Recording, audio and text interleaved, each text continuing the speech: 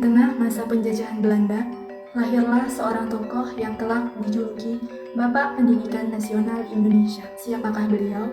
Ya, dialah Ki Hajar Dewantara. Ki Hajar Dewantara lahir pada 2 Mei tahun 1889 di Yogyakarta dengan nama asli Raden Mas Suwardi Suryaningrat. Ia berasal dari keluarga bangsawan Keraton Yogyakarta. Namun, meskipun ia lahir dari kalangan bangsawan, ia merasakan langsung ketidakadilan pendidikan di masa kolonial. Pendidikan hanya boleh dinikmati oleh kalangan tertentu. Ki Hajar Dewantara mengenyam pendidikan di ILS, Europees Larder School, sekolah dasar untuk anak-anak Eropa pada masa Hindia Belanda. Kemudian beliau melanjutkan ke Stovia, School of Leiding van Inlandse Artsen, sekolah kedokteran untuk pribumi. Sayangnya, beliau tidak dapat menyelesaikan pendidikannya di Stovia karena sakit. Meskipun begitu, semangat belajar dan kepeduliannya pada pendidikan tidak pernah padam. Ia mendirikan Taman Siswa pada tahun 1922, sebuah sekolah yang terbuka untuk semua anak Indonesia sebagai rumah bagi mimpi-mimpi yang nyaris padam. Ia melayani dengan hati, memastikan ilmu tidak hanya mengisi kepala tetapi juga membentuk budi pekerti. Inilah wujud pelayanan sejati, hadir, mendengar, dan mengangkat derajat bangsa melalui pendidikan. Dalam setiap langkahnya, beliau memegang teguh prinsip akuntabilitas.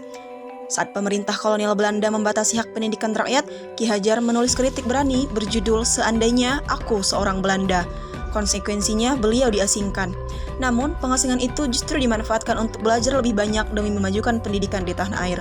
Inilah akuntabilitas yang sejati, tetap teguh pada prinsip meski jalan yang dilalui penuh dengan risiko. Ki Hajar Dewantara mengajarkan bahwa pendidikan adalah sarana membentuk manusia yang merdeka, cakap, dan berbudi pekerti luhur. Ia percaya bahwa setiap manusia memiliki potensi yang harus dikembangkan secara merdeka dan utuh. Kompeten sejalan dengan semangat beliau, yaitu terus belajar, meningkatkan kualitas diri, dan memberikan yang terbaik. Seperti semboyannya, Ingarsa Sung Tulada, kita dituntut menjadi teladan lewat kemampuan dan integritas. Ki Hajar Dewantara menanamkan nilai kebersamaan dan saling menghormati dalam pendidikan. Harmonis berarti bekerja sama dengan tulus, menghargai perbedaan, dan membangun hubungan yang selaras. Melalui prinsip Tutwuri Handayani, ia mengajarkan bahwa mendampingi dan memberi ruang tumbuh bagi orang lain adalah bentuk kepemimpinan yang menghargai perbedaan dan kebersamaan. Ki Hajar Dewantara mengajarkan kita arti adaptif yang sesungguhnya. Saat akses pendidikan dibatasi oleh penjajahan, saat rakyat tak bisa sekolah, ia mendirikan taman siswa. Inilah bentuk adaptasi nyata dari keterbatasan. Saat budaya asing mendominasi, ia hadirkan kurikulum untuk membuktikan pendidikan bisa maju tanpa meninggalkan akar kebangsaan. Dan saat dibungkam, ia menulis dan menyuarakan ide lewat media, beradaptasi menyampaikan kebenaran. Dari Ki Hajar Dewantara, kita belajar bahwa menjadi adaptif berarti mampu menyesuaikan diri dan tetap mengabdi di tengah segala keterbatasan. Loyalitas Ki Hajar Dewantara tampak dari kesetiaannya yang tak tergoyahkan terhadap bangsa dan negara, dengan mengabdikan seluruh hidupnya untuk mencerdaskan rakyat Indonesia meski harus menghadapi tekanan dan resiko besar dari pemerintah kolonial. Selain itu, falsafah hidupnya yang terkenal, Ing Ngarso Sung Tulodo, Ing Madyo Mangunkarso, Tutwuri Handayani, merefleksikan kesetiaan penuh pada misi memajukan bangsa. Sejalan dengan nilai loyalitas dalam ASN berakhlak, beliau menunjukkan arti kesetiaan.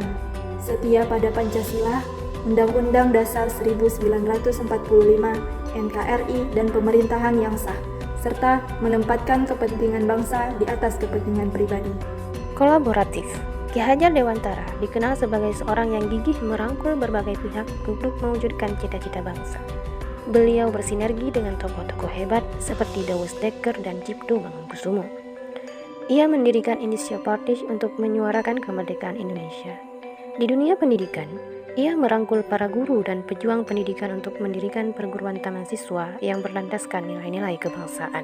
Dari jejak hidup beliau, kita bisa mengambil pelajaran bahwa nilai-nilai dasar ASN berakhlak sangat penting diterapkan dalam kehidupan sehari-hari untuk menciptakan ASN yang profesional demi mewujudkan Indonesia Emas 2045.